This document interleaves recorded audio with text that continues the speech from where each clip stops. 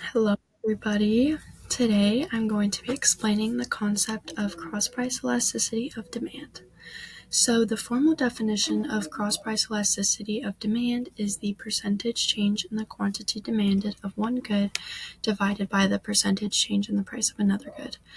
In other words, it measures how a price change for one product affects the demand for a different product.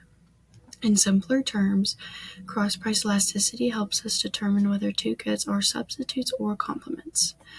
So if you look at the graph on the left, it shows a positive cross-price elasticity, which means the two goods are substitutes.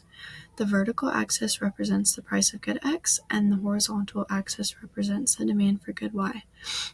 As the price of good X increases from Px to Px1, the demand for good Y also increases from Y1 to Y2. This happens because consumers switch to the cheaper alternative. A good example of this is Coke and Pepsi. If the price of Coke goes up, many people will buy Pepsi instead, so then the demand for Pepsi increases. Now, if we look at the graph on the right, the graph shows a negative cross-price elasticity, which means the goods are complements. In this case, as the price of good X increases, the demand for good Y decreases because the two products are used together.